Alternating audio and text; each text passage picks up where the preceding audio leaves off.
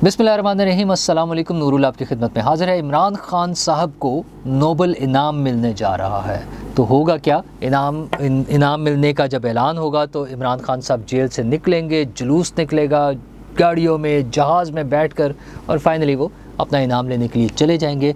हुकूमत क्या करेगी, पीटीआई का क्या समा होगा और सियासी मंजरनामा क्या होगा, और ये इनाम मिल कैसे रहा है। बाय द वे, इंपॉर्टेंट चीज़ तो ये भी है, लेकिन इसके साथ साथ कुछ और ख़बरें भी हैं। उन ख़बरों में अहम ख़बर है वज़ीर आज़म साहब का आज का ऐलान, जिसको बड़ी खुशखबरी कहा जा रहा था, बिजली की कीमतों में कमी, वो उस कमी का ऐलान हो गया है। बलूचिस्तान के मामलात अच्छे नहीं जा रहे हैं, मुसलसल चीज़ें ख़राब हैं, और पीटीआई के बाकी मसाइल भी हैं, जैसे वो तैमूर झगड़ा साहब के ख़िलाफ़ करप्शन के केसेस, मतलब आपस में ही अभी इंटरनली चेकअप हो रहा है। 36 अरब रुपये और पता कितनी चीज़ें ये हो रही हैं। तो जनाब वज़ीर आज़म साहब ने आज ऐलान कर दिया है, इसको बड़ी खुशखबरी कहा जा रहा है। छोटी ईद के बाद बड़ी खुशखबरी, और वो है तकरीबन 7.5 रुपये का बिजली की कीमतों में कमी का ऐलान। अच्छा, ये एक ऐसा एलिमेंट है बिजली की कीमतों में कमी जो पूरे मुल्क पर जिसका असर आएगा। मतलब पेट्रोल की कीमतें और बहुत सी चीज़ों पे वो थोड़ी सी फ्लक्चुएशन होती है, और वो बार बार तब्दील भी होती रहती हैं, लेकिन ये अब उम्मीद की जा रही है कि लंबे अरसे के लिए कमी है। वैसे तो मैंने कल भी आपसे जिक्र किया था, मेरा ज़ाती ख्याल ये था कि ये थोड़ी सी ज़्यादा होनी चाहिए थी। मतलब ये जो फ़र्क आया है, ये 7.5 के बजाय 10, 15, 20 जितना भी हो सकता था, लेकिन बार वो कहते हैं ना कि कुछ ना होने से कुछ होना बहुत बेहतर है, और ये तो कुछ एक रीज़नेबल सा कुछ है। 7.5 रुपये, 7 रुपये 41 पैसे जो है, 41 पैसे की कमी है। इसका असर ज़ाहिर है फौरी तौर पे जो घरेलू सार्फिन हैं उनके लिए ये सहूलत है। जो कम इस्तेमाल वाले लोग हैं उनके लिए इंसेंटिव्स अपनी जगह है, जो 300 प्लस के इस्तेमाल वाले हैं उनके लिए भी एक बड़ा अच्छा इंसेंटिव है। अच्छा, बिजली के बिल, हम बार बार आपसे बात करते रहे कि एक बहुत बड़ी टेंशन है हर शख्स के लिए, हर पाकिस्तानी के लिए। मतलब ज़ाहिर बिजली का बिल पे करना ही करना है, वो कोई भी अफोर्ड नहीं करता कि बिजली का बिल या बिजली कट जाए, इस तरह की गुंजाइश नहीं है किसी के पास भी। अब इसमें ज़ाहिर है फिर एक ही सूरत रह जाती है कि बिजली का बिल गवर्नमेंट इसको किसी तरह से कंट्रोल करे, और वो गवर्नमेंट ने एक स्टेप ले लिया है। जो 7.5 रुपये की कमी है उसको ज़ाहिर खुशामदीद कहा जा सकता है, इस उम्मीद के साथ कि इसको रिव्यू करते रहना चाहिए, और जहाँ जहाँ जितनी कमी हो सकती है वो करनी चाहिए। तो इसमें एक साथ चीज़ मैं और इजाफा कर दूँ, जहाँ ये गवर्नमेंट का कमाल है, हम गवर्नमेंट को तो क्रेडिट दे रहे हैं, लेकिन हमें नहीं भूलना चाहिए कि इसका क्रेडिट जो है ये कहीं और से कहानी शुरू हुई थी। हुकूमती साइड से इब्तदाई तौर पे बड़ा साफ जवाब था, IPP से डील हुई है ना, कि उनसे तो डील हो ही नहीं सकती, ये कोई गुंजाइश नहीं है।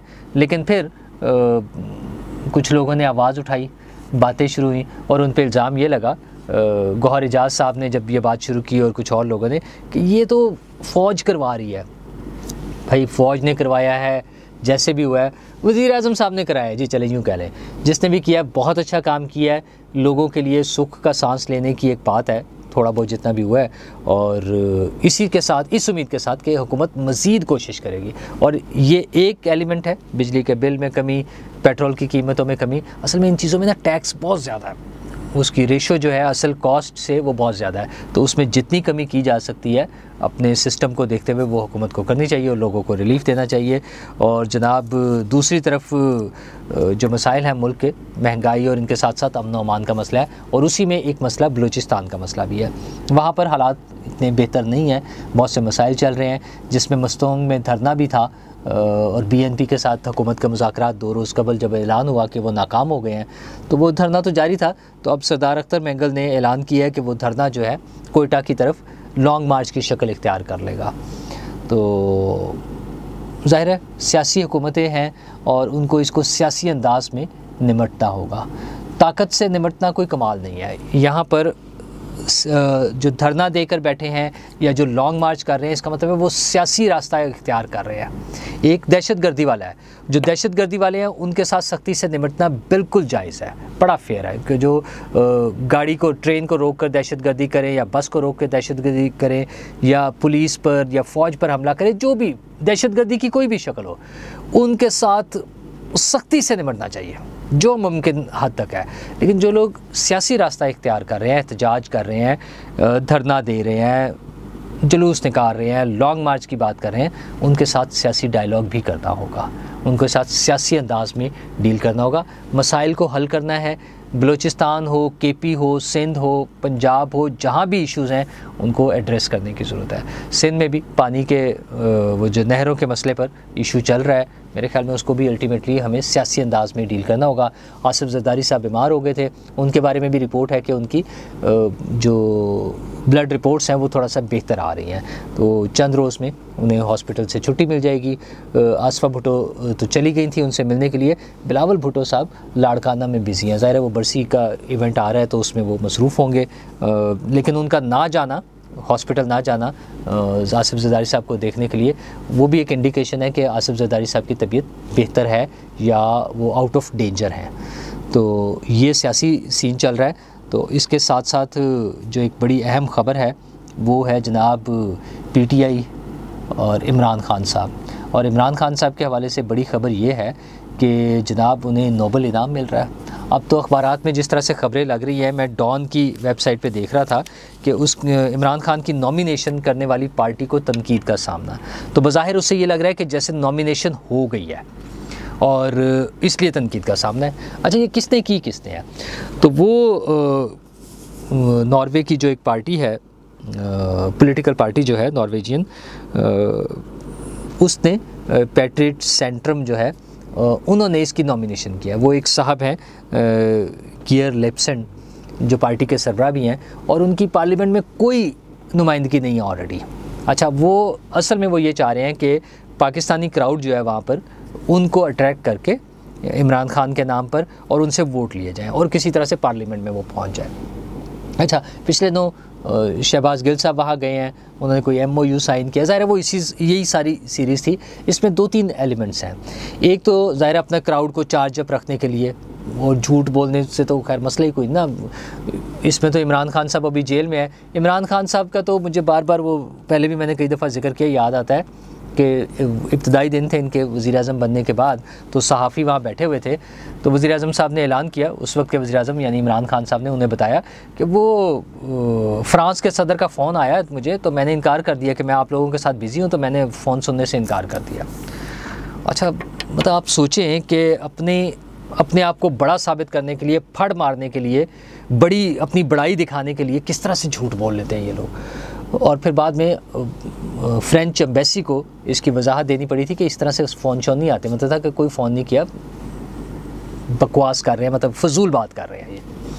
अच्छा, पर अब सूरत हाल ये है कि अब उन्होंने ऐलान कर दिया कि नॉमिनेशन हो गई है। अच्छा, वो चूँकि वो सारी डील हुई है ना, शहबाज गिल साहब गए थे। शहबाज गिल साहब का क्या मकसद है कि अब इस नाम पर वहाँ से चंदा जमा किया जाएगा। ये वही लोग हैं, आपको याद होगा 9 मई के वाक़े के बाद इन्होंने फ्रेंड्स ऑफ पाकिस्तान जो अमेरिका में तंजीम थी उसके साथ मिलकर चंदा जमा किया और कुछ 7-8 करोड़ रुपए जमा किए थे शहदा के लिए। अच्छा, उसके बाद ना वो शहदा के नाम सामने आए, ना वो चंदा कहीं पता लगा कहाँ गया, वो दिहाड़ी लग गई, बस आए और गए, जैसे आते और जाते हैं उसी तरह से। तो अब फिर शहबाज गिल साहब और पार्टी जो है उसके बारे में यही ख्याल है कि मुमकिन तौर पे वो इसके लिए ज़ाहिर है डोनेशंस और वो करेंगे। और इमरान खान साहब एक ऐसी वो हैं शख्सियत हैं जिनके लिए वो इनके चाहने वाले जो हैं वो पैसे खर्च करते हैं, डोनेशंस देते हैं, और मेरे ख्याल में तो ये कहानी कुछ उस तरफ जाने का इम्कान है। बी, अपने क्राउड को चार्ज अप रखने के लिए, उन्हें हौसला देने के लिए, देखे जी बड़ा काम हो रहा है, नोबेल प्राइज़ के लिए नॉमिनेशन हो गया। अच्छा जी, नॉमिनेशन कैसे हो गई है? पहली बात तो यह है कि नॉमिनेशन होना इसलिए मुमकिन नहीं है कि 31 जनवरी को नॉमिनेशन 2025 के नोबेल प्राइज़ के लिए नॉमिनेशंस कंप्लीट हो गई हैं। अच्छा, और इस वक्त ज़ाहिर है वो नोबेल प्राइज़ की अनाउंसमेंट जो होनी है उसके लिए सारा काम, उसकी छांटी, उसकी स्क्रूटनी, उसकी मेरिट्स, वो सारी चीज़ें चल रही हैं। तो इस वक्त तो कोई नॉमिनेशंस नहीं हो रही, जब इन्होंने, चूँकि उनको वोट की ज़रूरत है नॉर्वेजियन सियासतदान को, और हमारे वाले सियासतदान को लोगों को बेवकूफ़ बनाने की ज़रूरत है, तो वो दोनों मिलजुल के इकट्ठा, उनका मफाद इकट्ठा हो गया है।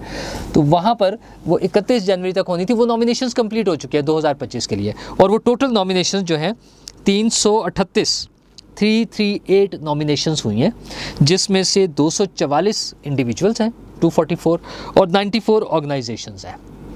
अच्छा, ये वो डिस्क्लोज़ नहीं करते कि नॉमिनीज़ कौन है, कि वो किन किन की नॉमिनेशन हुई है। ये जो नोबेल इंस्टीट्यूट है वो 50 साल तक इसको सीक्रेट रखते हैं, 50 साल के बाद डिस्क्लोज़ करते हैं। अच्छा, इस दौरान में हाँ, नॉमिनेट कौन करता है? वो हुकूमतें करती हैं, पार्लियामेंट के अरकान करते हैं, साबिक जो नोबेल प्राइज़ जीत चुके हैं वो लोग करते हैं। एक लंबी फहरिस्त है जो लोग कर सकते हैं। तो वो अच्छा, ये जो सियासतदान हैं गेर लिप्सन, ये तो नहीं कर सकते। अच्छा, इनकी पार्टी में कोई भी नहीं है, मतलब ये तो वो शेख रशीद साहब वाला हाल है तकरीबन, समझ लें। शेख रशीद साहब तो फिर रुकन पार्लियामेंट बनते रहे हैं, इनके पास तो ये तो खुद भी नहीं बने ना, इन्होंने भी बनना है, तो इस चक्कर में ये लगे हुए हैं, ये तो कर नहीं सकते। नॉमिनेशन का टाइम गुजर चुका है, क्लोज़ हो चुका है, 2025 के लिए वो ख़त्म हो गया हुआ है। तो अब जो कहानी चलाई जा रही है वो एक और ही है। वो असल में कहानी ये है कि वो अगर मैं जीत गया तो मैं कराऊंगा। और अभी वो इनिशियली जो ये बता रहे हैं कि मैंने एक ऐसे शख्स के साथ मिलकर, हमारी पार्टी के बिहाफ पर हमने एक ऐसे शख्स के साथ मिलकर जो नॉमिनेशन की अथॉरिटी रखता है, ज़रा एक सर्टेन मैंने बताया ना क्राइटेरिया कौन लोग को नॉमिनेट कर सकते हैं, और उसको वो डिस्क्लोज़ नहीं कर रहे कि वो कौन साहब है जो नॉमिनेट कर रहे हैं, वो खुफिया रखा हुआ है। उनके साथ मिलकर हमने ये प्लान किया कि हम नॉमिनेट करेंगे, और कर दिया है। गोल मोल सी बातें कर रहे हैं और लोगों को बेवकूफ़ बना रहे हैं। और यहाँ जनाब ढोल बजाए जा रहे हैं, उछला जा रहा है कि इमरान खान को नोबेल प्राइज़ मिलने लगा है। ओ भाई, अच्छा, एक तो ये जब ये खुद हुकूमत में थे, चूँकि हुकूमत कर सकती है, हुकूमत पाकिस्तान कर सकती थी, वो और बात थी। ये वाले साहब जो हैं, जो पार्लियामेंट में खुद नहीं पहुँचे, ये कर ही नहीं सकते, और अगर करने की पोजीशन में भी हों तो आज की तारीख में नहीं कर सकते। मतलब इन पिछले 10, 15, 20 दिन, महीना, 2 महीने में नहीं कर सकते, क्योंकि 31 जनवरी को क्लोज़ हो चुकी है वो डेट, वो फाइनल होगी हुई हैं नॉमिनेशंस। जो मैंने बताया 338 नॉमिनेशंस होगी हुई हैं। उन्होंने नंबर बता दिया, टोटल नहीं बताया, बल्कि उन्होंने तो ये भी कहा कि ये इसको सियासी रंग दिया जा रहा है, वोट लेने के लिए कर रहे हैं। नोबेल इंस्टीट्यूट के जो लोग हैं उन्होंने बड़ा क्लियर ये कर दिया कि ये तो पता नहीं क्या कर रहे हैं। उसके नोबेल प्राइज़ की वक़्त के ख़िलाफ़ वो बात कर रहे हैं, अपना पॉलिटिकल इंटरेस्ट के लिए कर रहे हैं, वोट लेने कर रही हैं। ये सारी कहानी है। तो पीटीआई का जो वतीरा है शुरू से 35 पंक्चर से लेकर, और अंपायर की उंगली खड़े होने से लेकर, और फ्रेंच प्रेसिडेंट की कॉल आ गई और मैं नहीं सुन रहा के झूठ से लेकर, और वो साइफ़र लहराने से लेकर कि ये वो साइफ़र है, और फिर उससे मुकर जाना, फिर उसी अमेरिका से मदद मांगना, और मतलब एक तवील फहरिस्त है कि वो झूठ, यू टर्न, 2 नंबरियाँ, फ्रॉड, क्या क्या कुछ कहा जा सकता है। तो उन्हीं में से एक फ्रॉड, एक नया फ्रॉड, एक नया झूठ, एक नई 2 नंबरी जो है ये नोबेल प्राइज़ की है।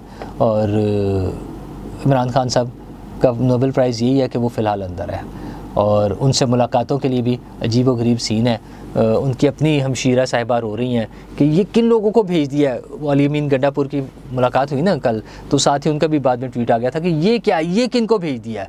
मतलब उनका मतलब था हमें तो मुलाकात करा नहीं रहे, और आपस के झगड़े पार्टी के, और वो झगड़े अब इस लेवल पे पहुंच गए कि पार्टी अपने ही तैमूर झगड़ा साहब के ख़िलाफ़ एक तहकीकात शुरू की है 36 अरब रुपये की करप्शन की। तो अच्छा, ये इन्हें भी करप्शन तब नहीं नज़र आती जब हो रही होती है या हो चुकी होती है। जब आपस में कोई झगड़े होते हैं सिर्फ तब आता है, या कोई छोड़ के चला जाए, या कोई अलग हो जाए, या कोई मुखालिफ हो जाए, बयान दे दे, कुछ हो जाए, फिर उन्हें पता चलता है कि करप्शन हो गया। मतलब जब तक चेक बाउंस नहीं ना होता इनका, तब तक इन्हें पता नहीं चलता कि इनके साथ क्या हुआ है। तो इनके चूँकि जब चेक बाउंस होते हैं तो वो इन्हें करप्शन का पता चल गया है। इसी तरह से चलता रहेगा।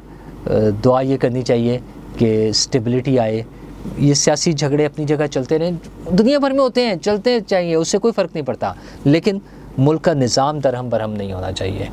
कानून की पासदारी होनी चाहिए, अमलदारी होनी चाहिए, और मईशत सही रास्ते पे चलनी चाहिए, सही ट्रैक पे चलना चाहिए।